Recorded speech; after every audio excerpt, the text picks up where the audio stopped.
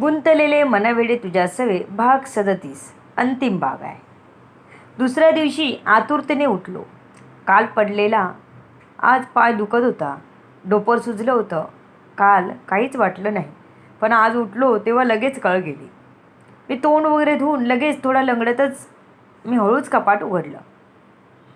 केवढी ती आस्था, तिने काय लिहिलंय ते वाचायची. वाटलं नव्हतं असं काही लिहिलं असेल, पण मला तिच्या भावना जाणून घ्यायला उत्सुकता निर्माण झाली होती. जिवंतपणे नाहीच सही, आता तरी. मी मान हलवली. कपाटाचा नाही म्हटलं तरी हळूच उघडलं तरी आवाज आलाच. आजूबाजूला कानोसा घेत मी पटकन डायरी काढली आणि माझ्या सदऱ्यात पकडत सोफ्याजवळ आलो. येऊन बसलो आणि संध्या आली बाहेर. बाबा, आज लवकर उठलात? काही हवं आहे का? काल वहिनी म्हणत होत्या तुम्ही पडलात, पण रात्री झोपलात तुम्ही म्हणून नाही उठवलं. बघू कुठे लागलं. संध्या म्हणाली आणि मी कुठे लागलेलं दाखवतो कधी ते वाट पाहू लागले. अगं, कुठे काय लागलं? जर असा पडलो ते ढोपराला लागलं. माझ्यासोबत मोहित बाबू होता. नशीब त्याला नाही लागलं काही, मी म्हणालो. माझ्यावरचं लक्ष मोहितवर जाईल म्हणून, पण संध्या ती ऐकणार थोडीच होती. बघू ढोपर किती लागलंय. ती ढोपर बघायला पायाजवळ बसली. साधनाने मलमपट्टी केली होती तरी सुजलेला दिसलंच तिला. बाबा, केवढं लागलंय तुम्हाला?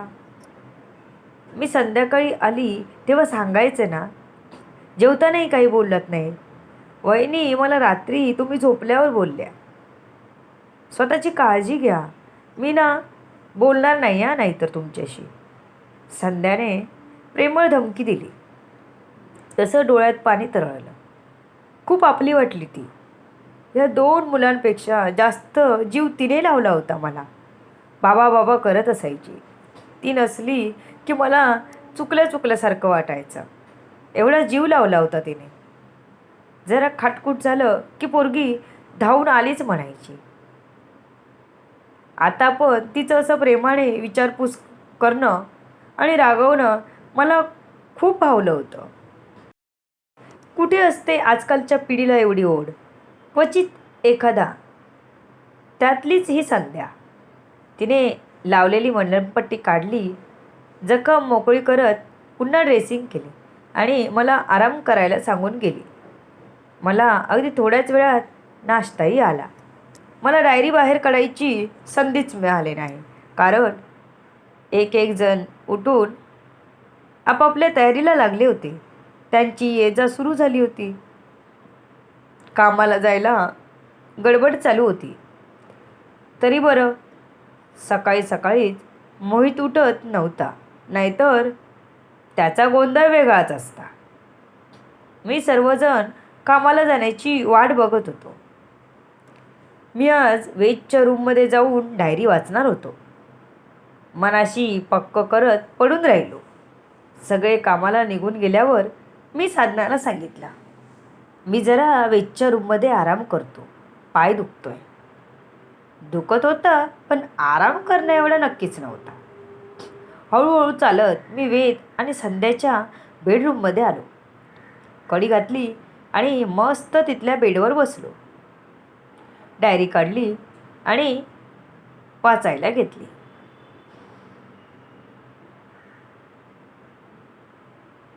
पान पलटत आतुरतेने जिथे वाचायची थांबवली होती ते पान काढलं. नेक्स्ट टाईमपासून आपण या डायरीत जिथे असू तिथे लेस ठेवू, म्हणजे असं शोधत बसायला नको. हां, तर काय लिहिलं तिने? मी वाचायला सुरुवात केली. एकदम खरं सांगू, त्या क्षणी मनाला आतुरता जरी असली ना तरी भीती वाटायची. भीती वाटून मी तो क्षण खराब नको करायला म्हणून मी महिनाभराचा वेळ मागून घेतला. तुझी आतुरता, अधीरता न दिसायला मी आंधळी थोडीच नव्हते, पण मन घाबरायचं त्या क्षणाला. पहिल्यांदा जेव्हा आपण एक झालो ना, तेव्हा मला खरा आनंद कळला त्यातला. मग ते सुख हवं वाटू लागलं. त्यातला गोडवा, ओढ कळली आणि मग एक दिवसाचाही विरह नकोसा वाटू लागला. तुझी ओढ कधी माझी झाली कळलंच नव्हतं मला. वेडं असतं मन, गुंतलं होतं तुझ्यात. कधी कधी माझा आजारपण कळल्यावर तू सारखा म्हणायचंस ना, गुंतलोय तुझ्यात मी. माझंही तेच झालं होतं. तुला एकटं सोडून जावं कधी वाटलंच नाही मला. तुझ्यात मी माझं मन इतकं गुंतवलं, माझं अस्तित्व वेगळं राहिलंच नव्हतं. तुझं ते मिश्किल हसणं आणि मला उगाच डिवचणं मनाला खूप आवडायचं. वाटायचं ह्याने नेहमी आपल्याशी असंच राहायला हवं. तुझा माझ्या बाबतीत असणारा पॉझिटिव्हनेस मला नेहमीच आवडायचा. तुझं काळजी करत मिठीत घेणं तर मला स्वर्गसुख द्यायचं. तुझ्यासोबतचा प्रत्येक क्षण मी मनसोक्त जगले. तू माझ्यावर उगाच नवरेपणा लादला नाहीस कधी आणि तिथेच मी तुझ्यात हरवून गेले. मी माझी अशी राहिलीच नव्हती कधी. तुझं ते वेधी वेधी करत सगळं सांगणं मनाला भावायचं. आता ते क्षण आठवून डोळ्यात आनंदाश्रू आले, कारण आपण आपले असे क्षण जगलो होतो. आता तू म्हणशील मला ही अरेतुरे कधीपासून करू लागली. प्रिय सखा प्रियकर या यादीत एकदा तरी बसवायचं होतं म्हणून हा खटाटो. आवडलं ना तुला? आवडणारच, मला माहिती आहे. हे वाचलं आणि माझ्या डोळ्यात पाणीच आलं. चष्मा काढत मी ते पुसलं. वेदी किती ओळखतेस तू मला? मला खरंच आवडलं हे. प्रिय सखा प्रियकर, किती छान वाटलं. मी प्रत्येक क्षण तुझ्यासोबत जगले बघ. आज हे करायचं राहिलं ते करायचं राहिलं असं अजिबात वाटत नाही मला.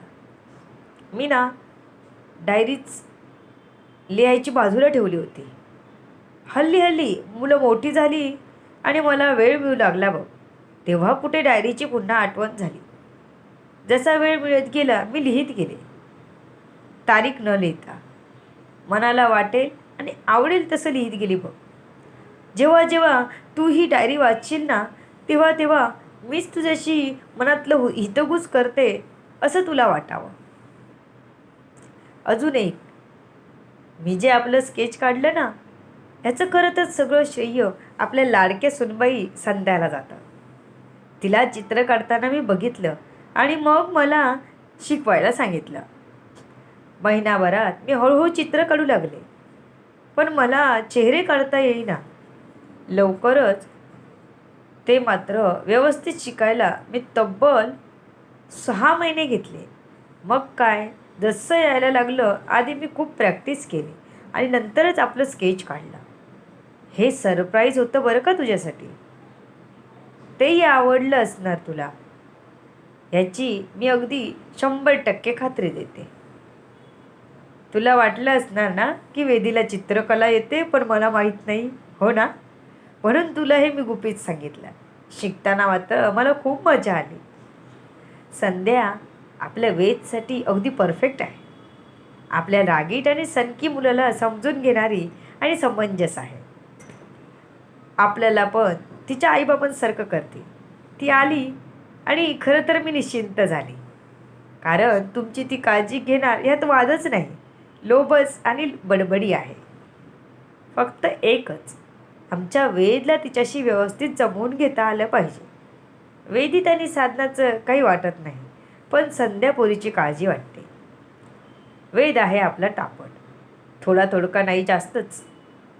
काहीतरी बोलेल तिला पटकन आणि पोरगी दुखावेल ह्याचीच काळजी वाटते. माझ्यासारखी तुम्हालाही वाटते ना तिची काळजी? आहेच पोरगी गोड. छे, या मुलांची जरा जास्तच काळजी करतो ना आपण. तुम्ही तुमचीही काळजी घ्या. माझ्यानंतर आठवणीत झुरत राहू नका. चांगल्या आठवणी काढून हसत राहा. मला एक वचन द्याल? माझ्यासाठी तुम्ही तुमची काळजी घ्याल? मी मात्र आता सुखाने जाऊ शकते. हल्ली माझी तब्येत वरचेवर बिघडते. काय करणार, शरीर आहे ते तर थकणारच. तरी या शरीराने मला खूप साथ दिली. वाटलंच नव्हतं एवढी वर्ष जगेल. मुलं मोठी झालीत. त्यांची प्रगती बघताना खूप छान वाटतं आता. मोहित माझा राजा, त्याला बघून तर मी आजारी आहे हेच विसरून जाते. त्याच्याकडे बघताना मात्र मला थकवा येत नाही. त्याचं दुडुदुडू चालणं पूर्ण घर भरून जातं. अपुरं पडतं त्याला घर. आता मी सासू झाले, आजी झाले. माझ्या ज्या काही इच्छा होत्या त्या सर्व पूर्ण झाल्या. कितीतरी दिवस मी डायरी हातात घेतली नव्हती, पण काल तू थोडीशी घेतलीस आणि माझा जीव कासावीस झाला. कसं सांगू तुला, तुझ्या एवढीच मीही व्याकुळ आहे. पण नियतीचा खेळ काही वेगळाच आहे. तुझं ते बडबडणं मला माझ्या जीवाला चटकं लावून जात होतं. माझ्याकडे तुझं सांत्वन करायला शब्द नव्हते वेदांत. इतकं हतबल वाटलं मला पहिल्यांदा. माझा वाघ, सगळ्या संकटांना सामोरा जाणारा वाघ, पण असा कोलमडला. मला बघून हृदयात काहीतरी होत होतं आणि तेच मला नेमकं कळत नव्हतं. बोलता येत नव्हतं. तुला सोडून जाताना मलाही वाईट वाटतंय, पण कधी कोणाचं काय होईल माहीत नसतं. तुझा आक्रोश करत रडणं माझ्या हृदयाचा ठाव घेत होतं. तुला मन मोकळं करू दिलं. कितीतरी भावना साठवून ठेवल्यास मनात. अश्रू वाटे वाहू दिल्या.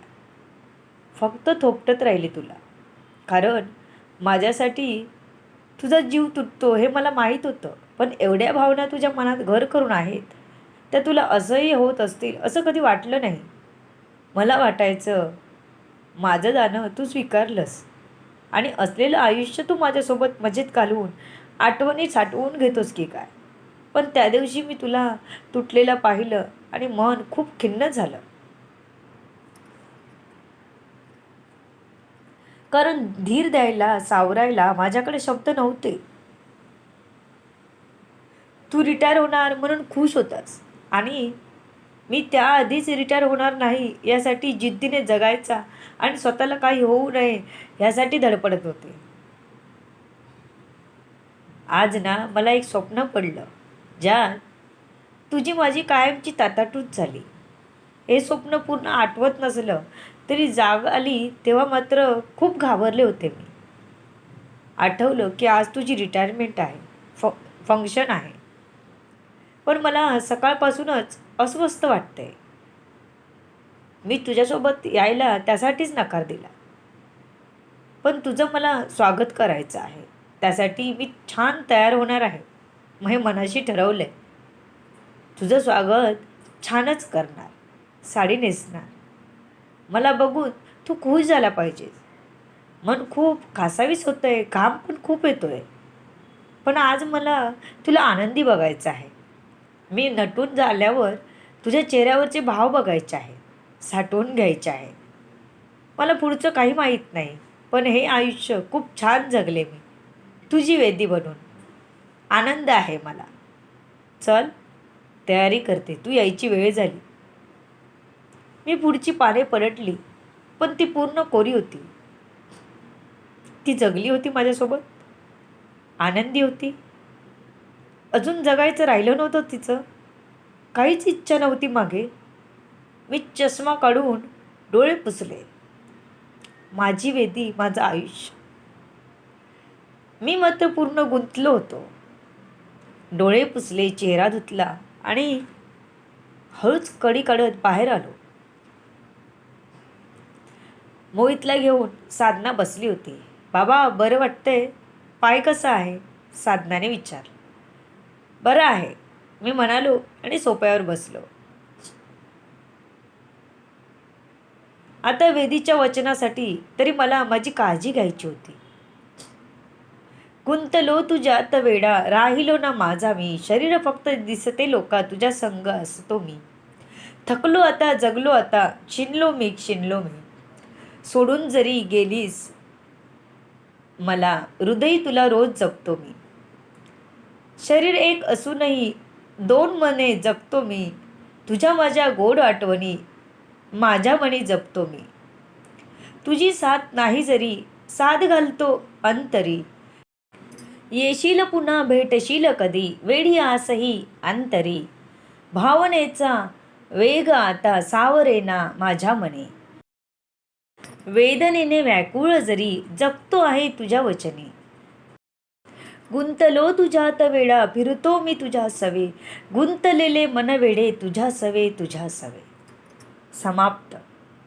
हे गाईज, कशी वाटली माझी कथा नक्कीच सांगा. मिलेनियर वाचून कंटाळलात तर ही कथा नक्की वाचा आणि कमेंट करून सांगा कशी वाटली कथा. कथा इथे संपते, पण मी नवीन कथा घेऊन भेटत राहीन, नवीन पर्व घेऊन भेटत राहीन. तोपर्यंत तुम्ही वाचा. मित्रांनो, तुमच्या कमेंट खूप महत्त्वाच्या आहेत. कशी वाटते कथा तुम्हाला हे जाणून घेणं आमच्यासाठी खूप महत्त्वाचं असतं. वेदी आणि वेदा या पात्रांभोवती लिहिलेली ही कथा तुम्हाला आवडली, वाचून छान कमेंट केलं त्यासाठी धन्यवाद. तुम्ही सदैव सुखी राहोत हीच ईश्वराला प्रार्थना. मस्त खा आणि स्वस्त राहा. Enjoy reading stories. धन्यवाद.